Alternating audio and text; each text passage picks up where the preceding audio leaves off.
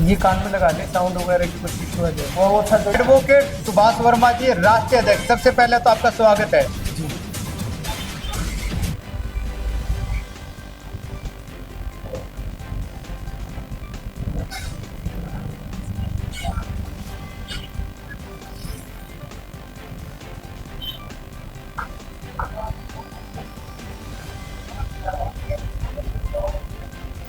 नमस्कार, आप देख रहे हैं तहलका इंडिया 24।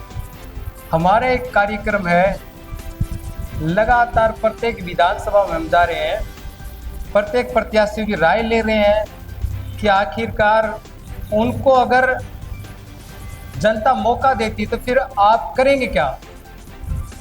हरियाणा दंगल 2024 का एक बहुत बड़ा प्रोग्राम चलता है तहलका इंडिया 24 पे, और मेरा यहाँ पर आज भिवाड़ी डिस्ट्रिक्ट के तोसाम हलके में, तोसाम के शहर में मैं मौजूद हूँ, आना हुआ। और हमारी टीम के साथ में मैं एक चीज़ और कहूँगा आपको, राष्ट्रीय जनहित विकास पार्टी के हेड ऑफिस में आने का मौका मिला। और राष्ट्रीय जनहित विकास पार्टी जो है, बड़े एक कहता हूँ कि आम जन के मुद्दे लेके चल रही है। वो कह रही कि भाई बहुत लोगों को मौका, मतलब बहुत पार्टी को मौका मिला, परंतु ये पार्टी कुछ हटके है। ये पार्टी मजदूर, किसान, कमेरा वर्ग, राष्ट्रीय जनहित विकास पार्टी वो एक ही बात लेके चलती है कि बेरोजगारों को रोजगार दिया जाए और प्रत्येक व्यक्ति को अच्छा स्वास्थ्य दिया जाए। जो सड़कों में जो खड्डे हैं, मैं ये कहूँगा खड्डे में सड़क है, ये कहना पड़ेगा, क्योंकि सड़कों की बड़ी बुरी हालत है। आज हर प्रत्येक व्यक्ति टैक्स देता है, टैक्स के नाम से लोगों को आज लूटा जा रहा है। मेरे साथ में एडवोकेट सुभाष वर्मा जी है। सबसे पहले आपका तहलका इंडिया 24 स्वागत है। मैं सबसे पहले राष्ट्रीय जनहित विकास पार्टी की ओर से, मेरी ओर से आपके तहलका इंडिया 24 के चैनल को बहुत बहुत हार्दिक शुभकामनाएं। Thank you sir. और मैं ये चाहता हूँ कि आपका चैनल दिन दुगनी रात चौगुनी तरक्की करे। आप जो जनता के मुद्दे जिस प्रकार आप इंटरव्यू करते हैं पूरे हरियाणा में राजनीति को लेकर, जो आप में एक विशेष उत्साह है, उसके लिए मैं आपका विशेष आभारी हूँ। आपके चैनल को देखते हैं लोग, बहुत पसंद है। बिल्कुल। मेरा सबसे पहले एक सवाल ये है, राष्ट्रीय अध्यक्ष जी, मेरा सबसे पहले एक सवाल ये है, आप कितने टिकटॉक, मतलब कितने विधानसभा खड़ा कर रहे हैं प्रत्याशियों को। मैं हरियाणा में 21 सीटों पर हमारी पार्टी चुनाव लड़ने लग रही है, जिसमें तोसाम से मैं स्वयं हूँ पार्टी की ओर से। बाकी 20 सीटों पर अन्य प्रत्याशी उतारे हैं। बिल्कुल। आपका 21 सीट में आप जो लड़ने की बात कर रही है पार्टी का फैसला है, तो आपका मुख्य लक्ष्य क्या है। हमारा ये लक्ष्य है कि आज तक आपने देखा, या तो राजनीति बहुत पैसे वाले पीढ़ी दर पीढ़ी जिन्होंने राज किया, परिवारवाद, वंशवाद, और खासकर धनबल के ऊपर जो राजनीति है ना, सत्ता में आम आदमी का प्रवेश हो। बाबा साहब ने जैसे कहा था कि सत्ता में जाने की जो चाहती है मत के प्रयोग से हो जी, तो मत के अधिकार से तो आम आदमी को हिस्सा मिलना चाहिए। आज केवल और केवल जो पार्टियां सत्ता में रही हैं पूर्व में, वो नाम बदल के, चेहरे बदल के और निशान बदल के बार बार स्वयं वो कुर्सी से चिपके हुए हैं। आम आदमी की राजनीति में कोई भी सोच ही नहीं सकता कि वो उसका एंट्री हो पाए। आपका किसी के साथ में कोई गठबंधन चल रहा है। मेरा सिर्फ और सिर्फ जो हरियाणा की जनता है उसके साथ मेरा गठबंधन है। किसी पार्टी के साथ मेरा कोई गठबंधन नहीं है। मैं ये चाहता हूँ कि जो दीन दुखी जो जनता है, जो बार बार लोग उनको बहका के, फुसला के जो वोट ले जाते हैं, आज तक आप देखो 21वीं सदी में जाने की तो बात हो रही है, और ना पीने को पानी, ना बढ़िया कोई रोड की सुविधा, ना किसी को जो पात्रता है उनको कोई हक आज तक मिल नहीं रहा। चाहे वो सेवा की बात हो, स्वास्थ्य की बात हो, शिक्षा की बात हो, तो इनको जो ये सत्ता में जो पकड़ बनाए हुए, पैसा किसका है, आम आदमी का है, टैक्स से मिलता है, बिल्कुल ऐसे वो कर रहे हैं, परेशान हम हो रहे हैं। तो उनसे निजात दिलाने के लिए आम आदमी की सत्ता में भागीदारी हो, इसके लिए राष्ट्रीय जनहित विकास पार्टी का निर्माण किया है। मैं चाहता हूं कि मेरी पार्टी का उम्मीदवार कोई भी हो, चाहे वो रेडी चलाने वाला हो, कोई भी आम आदमी हो, छोटा दुकानदार हो, मेहनत कश हो, मजदूर हो, लेकिन उसकी आवाज को सुना जाना चाहिए। सत्ता में सबका हक है, पीढ़ी दर पीढ़ी वंशवाद का नहीं होना चाहिए। वर्मा जी, एक चीज और कहूंगा मैं आपको कि राष्ट्रीय अध्यक्ष जी, आपका जो चुनाव चिन्ह डैम्फर है, ट्रक है, और ट्रक एक रोजगार के प्रतीक जाना जाता है। प्रत्येक व्यक्ति के लक्ष्मी का रूप जाना जाता है, 2 पैसे कमा के लेके आता है, उसके सारे बहुत सारे रोजगार के मतलब उपलब्ध होते हैं, इससे जो चीजें होती हैं। तो आपका ये ट्रक है वो बेरोजगारी को, महंगाई को, और ये कहूँ कि बहुत सारे भ्रष्टाचार को रौंदते हुए विधानसभा में पहुंचेगा। देखो, हमारा तो एक प्रयास रहेगा जी। हम कोशिश करते हैं कि हम अपनी बात को जनता के समक्ष अच्छे से रख पाए, और वो अगर सही अपने मत का प्रयोग किया तो हम सोचते हैं कि आम आदमी की सत्ता में भागीदारी होगी तो उनके लिए आने वाला उनका जो भविष्य है वो सुनहरा होगा। क्योंकि रोजगार के नाम पे कोई बात नहीं, उनका स्वास्थ्य कैसा हो, शिक्षा कैसी हो, उस पर कोई सरकार बात नहीं करती। खेल की बात आपने देखा, खिलाड़ियों की बात करने वाली सरकार ने पीछे क्या हाल किया। जो हमारी बेटियां, बेटी बचाओ के नाम पर क्या सरकार ने किस प्रकार हमारे देश की बेटियों के साथ या देश की जनता के साथ जो अपमान किया है, तो निसंदेह ये सब दोहरी मानसिकता नहीं चलेगी। राष्ट्रीय अध्यक्ष जी, मैं आज बात करूं तो हरियाणा विधानसभा चुनाव का बिल्कुल बच चुका है जी, कम समय बचा हुआ है। अपनी अपनी जो पार्टी के प्रत्याशी भी लगभग मतलब लिस्ट जारी करने वाली है। प्रत्येक प्रत्याशी भी अपने आकाओं पे हाजिरी लगा रहे हैं, दिल्ली बैठे हुए जमावड़ा डाला हुआ।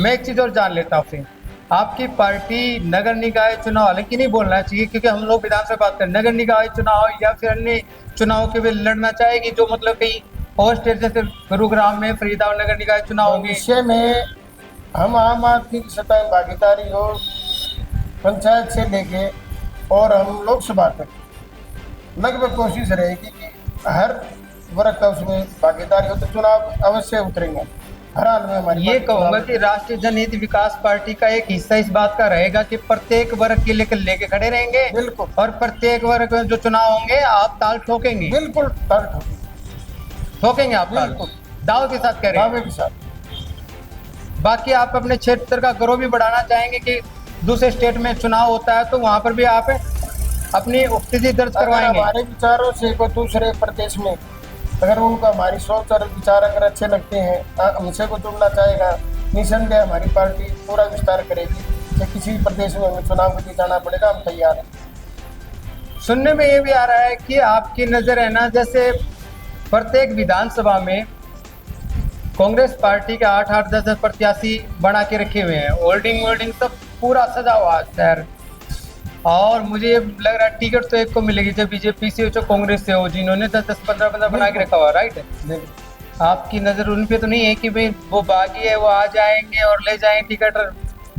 नहीं, वो हमारे मापदंड पर, पैमाने पर खरा उतरता हो, स्वागत है पार्टी में। हाँ, चाहे गरीब से गरीब हो, लेकिन वो हमारी पार्टी में स्वागत है उसका स्वागत, वेलकम करेंगे आप। बिल्कुल वेलकम करेंगे आप। राइट जी, बिल्कुल। अच्छा, एक चीज़ और जान लेता हूँ कि आप यहाँ तोसाम से चुनाव लड़ रहे हैं। तोसाम के अंदर बार परिवारवाद बोलूँगा मैं, इसलिए बोलूँगा कांग्रेस में मलाई खाई, अब बीजेपी में खाई, खुद चले गए राज्यसभा में, बेटी के लिए विधानसभा में बात कर रहे हैं। जो बीजेपी बात करती है, वादे करती है, वार परिवारवाद नहीं चलने देंगे। वो परिवारवाद नहीं तो क्या है, जो टिकट तो देंगे ना। राइट, अब यहाँ की विधानसभा के क्षेत्र की जो जनता अपने आप को ठगा महसूस करने लग रही है, जिन्होंने 30 से 40 साल 50 साल तक राज किया है। वो, हालांकि मैं चौधरी बंसीलाल जी का बड़ा मान सम्मान करता हूँ, क्योंकि मैं उनका सर झुका के उनका मान सम्मान करता हूँ, वो बड़े महापुरुष थे। अब हाल ही में वर्तमान में क्या कहेंगे आप, जैसे इसके बारे में? मैं ये कहना चाह रहा हूँ कि जैसे पीटी दर पीटी आप देखो, चौधरी बंसीलाल जी के परिवार को, स्वयं उनको तोसाम की जनता ने क्या कुछ नहीं किया। इसी सीट से वो हरियाणा के मुख्यमंत्री रहे, बार बार चुनाव जीता उनके परिवार ने। अब उनकी पुत्र वधू है, बेटे की सुरेंद्र सिंह जी की तो धर्मपत्नी है। लेकिन मैं ये पूछना चाहता हूँ, क्या 2-2.25 लाख जो लोग हैं, क्या और किसी का हक प्रदेश की राजनीति में या उनको राजनीति में आने का मौका नहीं देना चाहिए? परिवार तो पीढ़ी दर पीढ़ी चलते रहेंगे। इसका मतलब तो ये हुआ कि जैसे पहले तानाशाही प्रवृत्ति से हम बढ़ेंगे, हमारे बाद हमारा परिवार, और तो फिर लोकतंत्र का तो कोई मायना ही नहीं है। लोकतंत्र में तो हर किसी की भागीदारी होनी चाहिए। बिल्कुल, हर किसी की भागीदारी होना लोकतंत्र में, तो लोकतंत्र का मायना तभी है। वरना तो एक परिवार नाम बदल लिया, चेहरा बदल लिया, बीजेपी में आगे, कांग्रेस में आगे, बेटा बनेगा, बेटी बनेगी, फिर हाँ, माल चारों तरफ माल खाओ, जनता बेवकूफ बनती रहेगी। वो नहीं। बिल्कुल। आपसे एक सवाल जान लेता हूं मैं, आप इसी क्षेत्र से बात करते हैं तो शाम से, क्या ये अच्छा है कि एक साइड तो अनिरुद्ध चौधरी है कांग्रेस पार्टी की तरफ से, एक बहन है बीजेपी की तरफ से, ये क्या देखते हैं आप इसको? परिवारवाद है, ये परिवारवाद है, और ये जब पैसे एकदम पर अपना काम कर रहे हैं, इनके पास पैसा है, पैसे बंद कर रहे हैं, शाम भर से वजह जाते हैं, क्रिप्ट को रिकॉर्ड खाली कर रही, उसके बाद बात होगी, यहाँ से बात होगी, और खुद राजी करती वो तो कर सकते हैं। यानी ये कहेंगे, एक कहावत है, जो सत्ता से पैसा और पैसे से सत्ता, यही बोलोगे ना, चेहरे बदले चरित्र न बदले, सत्ता बदली व्यवस्था न बदली, व्यवस्था भी यही रहेगी ना, क्योंकि वही बातें रहेगी, चेहरा वही है। कल तक कांग्रेस को मतलब बीजेपी को गाली दे रहे थे, आज बीजेपी की पूजा कर रहे हैं, आज कांग्रेस को गाली दे रहे हैं। जनता को बेवकूफ बनाने का बड़ा जोर शोर से चल रहा है, राइट? मैं आपके न्यूज चैनल के माध्यम से एक बात विशेष तौर पर बताना चाहता हूँ। एक तरफ से पार्टियां मापदंड करती हैं कि कार्यकर्ता हो, मैं ये पूछना चाहता हूँ, जो तो सामने टिकट के दावेदार हैं बीजेपी के, क्या वो एक दिन भी कार्यकर्ता रहे उस पार्टी के? तो इसका मतलब ये हुआ कि उनके लिए तो कोई पैमाना है ही नहीं। माल आएगा, माल आएगा, सत्ता में रहेंगे हम, कैसे ही भी रहे, माल आएगा, माल आएगा, सेवा नहीं होगी ना। प्रदेश की जनता को या हल्के की जनता को गुमराह करते रहेंगे और उनको झूठे प्रलोभन में फंसाकर हम ये करेंगे। करने को तो आपको वोट टाइम मिला था। अच्छा, एक आप 5 साल में जब एक बार आते हो तो कर जी, एक सवाल और जान लेता हूं मैं, कि बीजेपी हो चाहे कांग्रेस हो चाहे कोई पार्टी हो, जिन्होंने 20 साल दरी बिछाई, जिन्होंने अपना घर पूरा फूक दिया, मतलब पैसे लगा लगा के घर को बर्बाद कर लिया, किसी ये कहेंगे ना, आज के टाइम पे गाड़ी घोड़े लेके जाओ तो पीछे लाके हैं, खड़े जाओ तो आपने मेरा चाह भी जाओ तो 4-10 रुपया चाह का लाके आपने मेरा है, टाइम भी बर्बाद होता है, राइट? जिन्होंने पूरा जीवन बर्बाद कर दिया अपना, ठीक है, उनको क्या मिला तो शाम की जनता को? मैं ये कहता हूँ कि जो पार्टियां ये कहती है ना, इससे बड़ा अपमान नहीं हो सकता कार्यकर्ता, ये कहती कार्यकर्ता रीढ़ की हड्डी है। जो सत्ता में रहने के आदि है उनके लिए रीढ़ की हड्डी होती ही नहीं, वो उसका इस्तेमाल करते हैं, सिर्फ उसका दोहन करते हैं, शोषण करते हैं, और जब तक उसको बहला फुसला कर वो रखा जाता है, वो उसका कार्यकर्ता रहता है। मैं ये कहता हूँ कार्यकर्ता कोई ना रहे, सत्ता में जाने का सबका हक है, मेरी पार्टी में उनके लिए स्वागत है, ना घर लुटवाने की जरूरत है, ना परेशान होने की जरूरत है। अगर जनता ऑन कैमरे पे कह रहे हैं स्वागत है, जो भी आए वेलकम वेलकम, लेकिन मैं ये कहता हूँ मेरे प्रति जज्बा ना हो, देश समाज के प्रति सेवा का जज्बा हो, उसके लिए मेरी पार्टी के दरवाजे खुले। बिल्कुल, बस आप ये संदेश दे रहे हैं लास्ट। बिल्कुल, ये आप तो शाम की जनता, हरियाणा की जनता संदेश है। बिल्कुल बिल्कुल बिल्कुल, ये थे। अभी और कुछ बोलेंगे आप कैमरे पे?